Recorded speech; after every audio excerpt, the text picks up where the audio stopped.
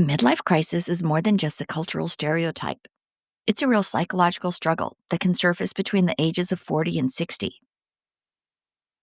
Often triggered by aging, loss, or unmet expectations, it can actually lead individuals to question their identity, make impulsive choices, or abruptly abandon long term commitments.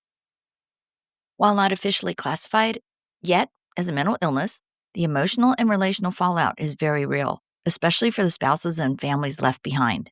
This podcast gives voice to those living through the aftermath, exposing the hidden pain and seeking accountability, healing, and understanding.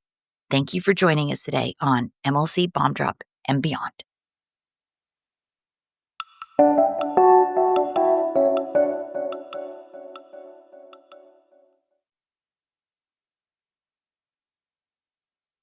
Hello, Bomb Squad. Welcome back to MLC Bomb Drop and Beyond. Today's episode is one I've wanted to do for a while because I think a lot of us really get consumed with this one haunting question, and that is, how did my spouse choose this person? Why this person as their affair partner? It's crazy. It's like, why her? Why him? Why someone so different? Why someone so unstable, toxic? Why someone they never would have chosen, just under what I think normal circumstances.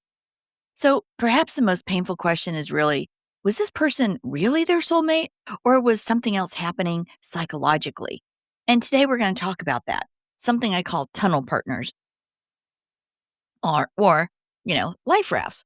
But seriously, not all affair partners are the same. Some function as emotional anesthetics, some become identity crutches, some are shadow partners, some are even in crisis themselves. And what many people don't understand is that very often the affair relationship is not built on genuine emotional health. It's built on escape, fantasy, unresolved trauma, emotional dysregulation, identity collapse, validation addiction, and psychological projection. So, before we begin, this episode is for educational and emotional support purposes only. We are discussing behavioral patterns and psychological concepts, not diagnosing any specific individual. Midlife crisis, trauma, attachment injuries, depression, personality pathology, and emotional collapse can all overlap in complicated ways. And with that, let's enter the tunnel.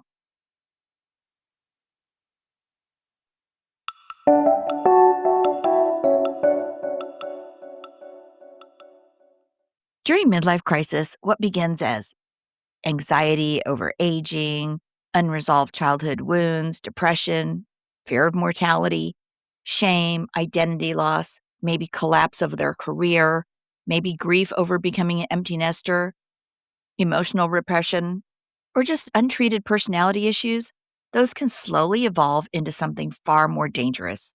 And that's when the person begins psychologically splitting away from their old identity. And once they enter what many of us call the tunnel, they often begin seeking people who support that escape into the tunnel. Not reality, escape. And this is why so many affair relationships seem bizarre to outside observers. Friends say, this makes absolute no sense. The kids say, oh my God, dad would never have done this before. The spouse starts to say, who is this person? Because the affair is often not about compatibility, it's about function. The affair partner becomes part of the psychological survival system of the MLCer. And that is where we begin.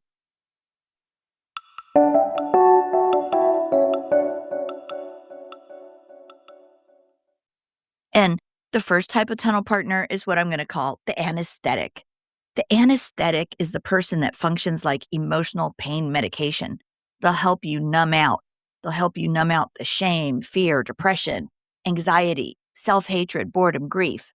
And this makes the MLCer feel temporarily alive again, just like a Band-Aid or a little anesthetic. Anesthetics always wear off, you guys.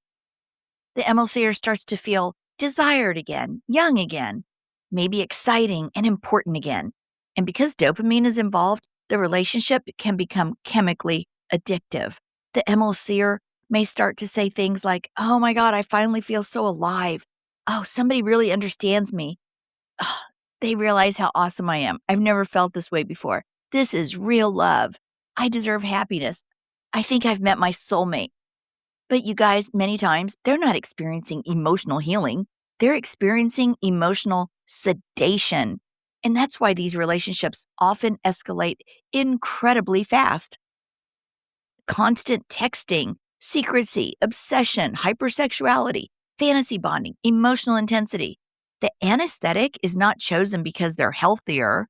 The anesthetic is chosen because they temporarily stop the pain. But here's the problem with the anesthetics: they wear off. And when they do, the original wounds underneath often return stronger than ever. And this is where we get the identity crutch.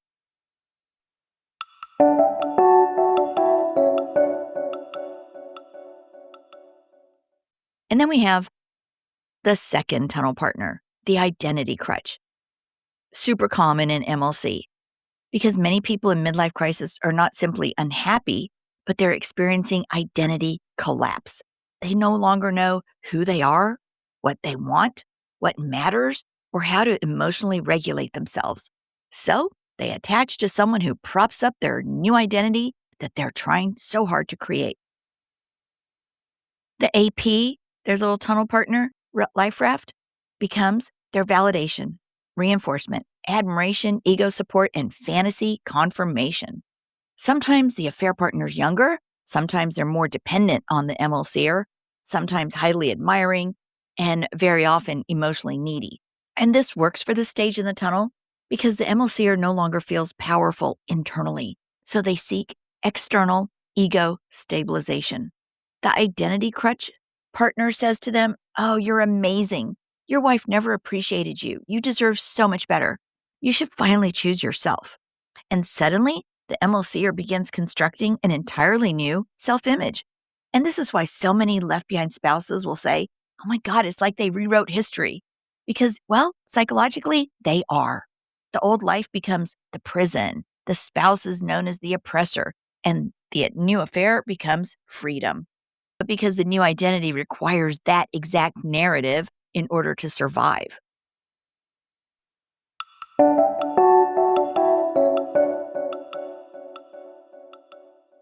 The tunnel partner helps co create an alternate reality, a reality where consequences disappear, morality blurs, family pain becomes minimized, and emotional intensity becomes mistaken for destiny. And this is where we hear things like, "Oh, we're soulmates. Oh, I've never connected to somebody like this. Nobody understands us. It's us against the world. People are so jealous of what we have. Oh, and don't they just want us to be happy?" The tunnel becomes an emotional bubble. And inside that bubble, the relationship can feel almost intoxicatingly powerful. But many times it is not built on emotional maturity, it's built on mutual escape. And here's the deal, you guys. Sometimes the tunnel partner is also in crisis, which brings us to the next category, and that is what happens when the tunnel partner is also in collapse.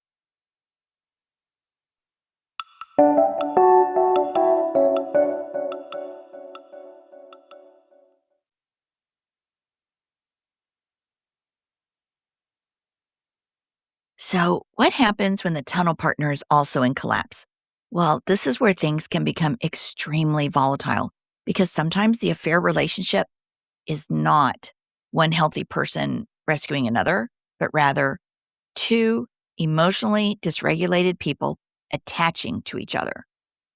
Sometimes the tunnel partner has severe abandonment wounds, untreated trauma, emotional instability, dependency issues, identity disturbance, addiction issues, personality pathology traits.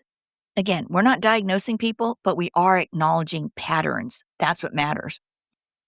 Because some affair relationships become trauma bonds, rescue fantasies, emotional addiction cycles, chaos bonds.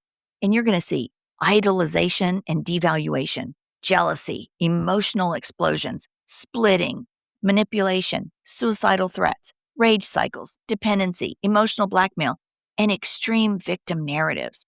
And the left behind spouse watches this in horror thinking, "Oh my God, this relationship seems so deeply unstable." Well, because it is. because emotionally healthy relationships are usually not built in secrecy, deception, fantasy, and emotional collapse. We also have something that I think we call the shadow partner, and that's the person who validates the shadow self, the hidden self of the MLCer, the suppressed self, the destructive self. The shadow partner may encourage the MLCer to be cruel, be entitled, take out revenge, deceive, Darvo, splitting, blame shifting, and emotional abandonment.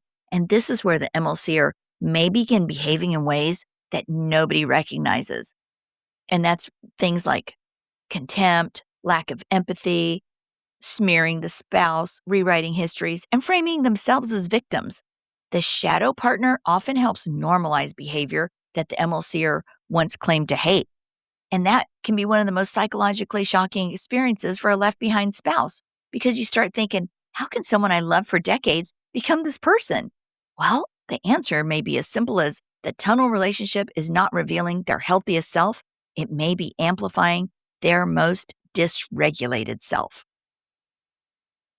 You guys, fantasy relationships built inside psychological collapse often look very different over time once reality arrives, because eventually bills pile up, aging continues, consequences appear, emotional dysregulation resurfaces, dopamine settles, and unresolved trauma remains unresolved.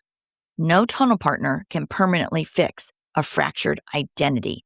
That work has to come from within. So remember, the affair was never about finding true love. And you guys, understanding that distinction is going to help you stop internalizing someone else's psychological unraveling because it was their chaos. It's actually proof of their own inadequacy. So, to everyone listening tonight, just know you're not weak, you're not alone, you survived the bomb drop. And while they still may be lost in the tunnel, you don't have to stay there with them. And check out our next episode, which will drop in a few days, on when the tunnel relationship turns toxic. This is Trina Laird over at MLC Bomb Drop and Beyond. Thanks for joining me today.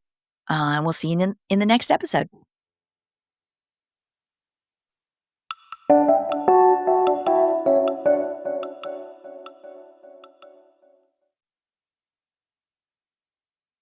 Hey guys, this is Trina, and I want to take a moment to speak directly to anyone who didn't choose the collapse but is living with the aftermath.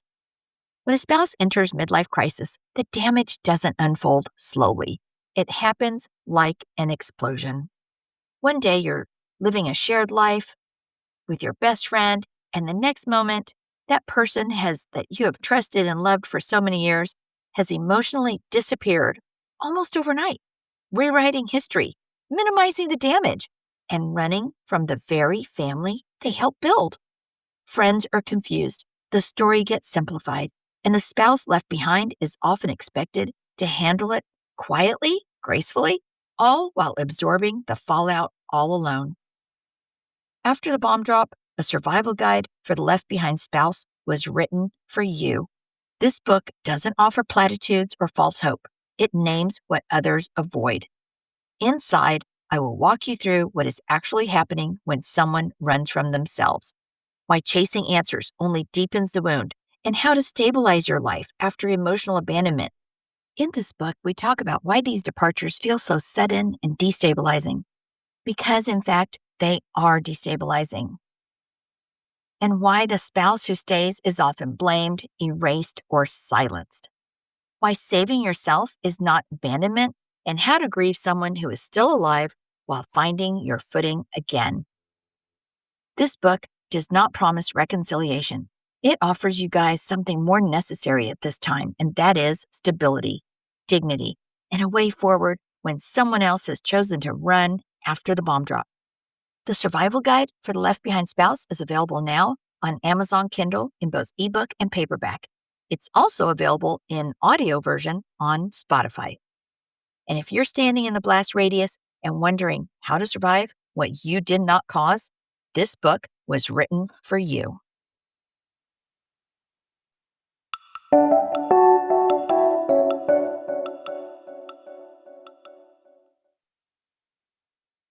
Hey, if you have a story you'd like to share with our listeners, or if you'd like to be a guest on the show, please email mlcbombdrop@gmail.com. Again, that's mlcbombdrop@gmail.com. All right. Thanks for listening. We'll see you soon. The stories and events discussed in this podcast are for informational and entertainment purposes only and should not be considered legal, medical, or professional advice. Any names, locations, or identifying details have been changed to protect privacy. Any similarities to actual persons, living or dead, or real events are purely coincidental. The information presented on this podcast is for informational purposes only and should not be considered as professional advice. Always consult with a qualified expert regarding any decisions related to your specific situation. The views expressed by guests are their own and do not necessarily reflect the opinions of the host or the podcast creators.